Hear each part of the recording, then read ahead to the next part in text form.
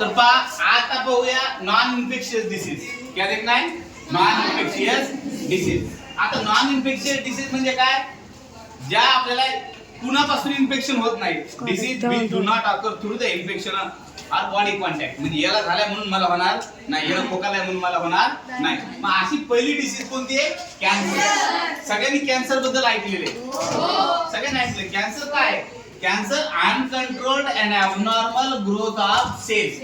Uncontrolled abnormal growth of cell. सगळ्यांना माहिती आहे सेल डिव्हिजन होतंय, एका पेशीचे दोन पेशीमध्ये रूपांतर होते, मग आपण हळूहळू वाढायला लागतो. परंतु अचानक जर अनकंट्रोल्ड ग्रोथ व्हायली, कशी? अनकंट्रोल्ड म्हणजे एकापासून दोन व्हायला पाहिजे ते व्हायना, किती जास्त व्हायले. आणि मग अशी गाठ आली, इथं गाठ आली, इथं गाठ आली, इथं गाठ आली, पोटात गाठ आली, कुठे गाठ आली, तर समजून घ्या की ही गाठ भयंकर होऊ शकते. त्या सगळ्याच गाठी भयंकर आहेत का? नाही, पण काही गाठी कॅन्सरच्या असू शकतात. Uncontrolled growth of cell is called as cancer. Okay. मग आता ग्रुप ऑफ कॅन्सरस सेल. जर कॅन्सरचा असेल आणि कॅन्सरचा सेलचा ग्रुप बंद असेल, लंप ग्रुप ऑफ सेल एक 10 20 50 60 is called as malignant tumour. मग या दुसरा काय म्हणू आपण? ट्यूमर आहे असं म्हणू. कॅन्सरच्या सेलचा ग्रुप. ही गाठ कशाची आहे? ट्यूमरची. Malignant tumour. Cancer occur in various organ. अलग अलग ठिकाणी कॅन्सर होऊ शकतो. युटेरस म्हणजे जिथं इथे युटेरस, जिथं आपले युरिन स्टोअर होते, युरिन लिक्विड स्टोअर होते, आलं लक्षात? त्याचा होऊ शकतो. जर आपण वारंवार लघवीला जात नसू, कंटाळा करत असू, तर त्याचा युटेरसचा कॅन्सर होऊ शकतो आणि मग त्याला बाहेर काढावं लागते आपल्याला. मग डॉक्टर आपल्याला पिशवी देतात साईडला, इकडून थेंब थेंब पिशवी जमा होते आणि ती पिशवी फेकून द्यावं लागते. आलं लक्षात? म्हणून आपण लघवीला सुद्धा वारंवार केलं पाहिजे. स्किनचा कॅन्सर, त्वचेचा कॅन्सर भरपूर होतो. आता तर कॉस्मेटिक आपण लावतो ना, कॉस्मेटिक मुली लावतात बघा, फेशियल फाउंडेशन, आमक तमक, विष्णू लाली लिपस्टिक फलाना बिस्ताना. तसं नाही करायला पाहिजे.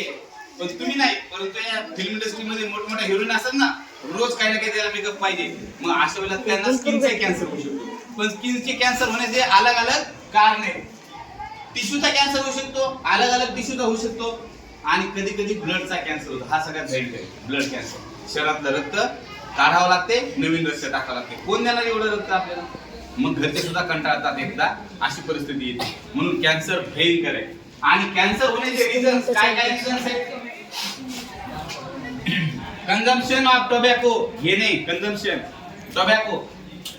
मित्र मायला घे थोडं, बघ कसं झुंजून व्हायले. आपल्याला घ्यायचं नसतंय, पण काय होतंय? सवय होते. गुटखा, ते म्हणते एक खडा घे एक. मित्र काय म्हणते आपल्याला, या वयात एक खडा घे, लय छान लागायलाय, बघ ना कसं व्हायला, मुंगे यायला. आणि मग अशी सवय लागते आणि मग लोक गुटखा इथे ठेवायला लागतात. इथं तुम्ही बघितलंय बऱ्याच लोकांना, कार्यक्रम जरी असला तंबाखू चोळतात, इथं ठेवून देतात. मग इथला कॅन्सर होतो.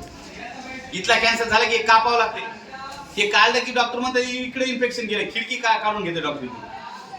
मग खिडकी काढली की इथून आरपार मग मफलर बांधून फिरावं लागते. आणि मग हा कॅन्सर शरीरामध्ये पसरतो आणि माणूस.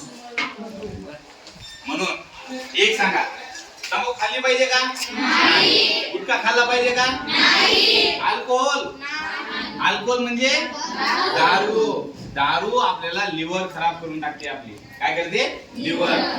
प्यायला नाही पाहिजे. पण आता लोक ऐकत नाही. सांगितलं तरी, तुम्ही हे जरी सांगायला गेलात, एखाद्याला सगळं पुस्तक दाखवायला गेला, तरीही काही लोक ऐकणार नाही. And smoking, cigarette.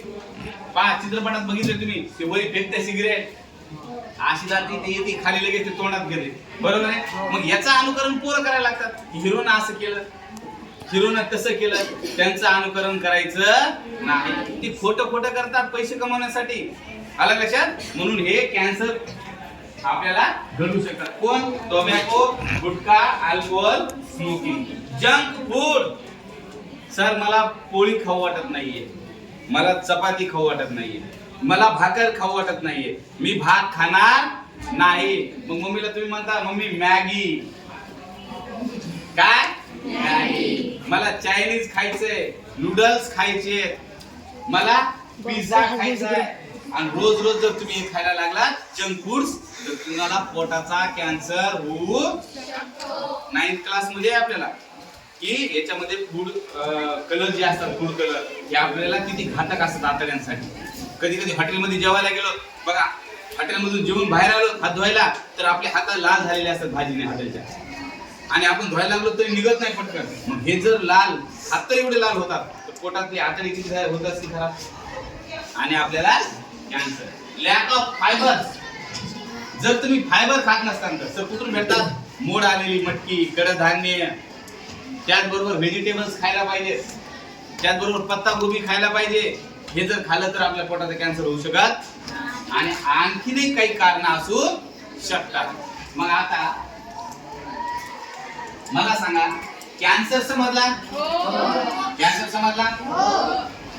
कुठे होतो तो समजला? त्याचे रिझन समजले? आम्ही कंझम्पशन करणार आहेत का? कितीही आम्हाला कोणी काही म्हणलं तंबाखू खा, थोडं झुंजून व्हायले बघ ना कसं खाणार आहेत का? कुणी म्हणलं गुटखा खा, बघ ना दोन कले घे, झुंजून व्हायले घेणार आहेत का? नाही. जर कुणी म्हणलं हे ग्लास मध्ये थोडस हे जरा थोडं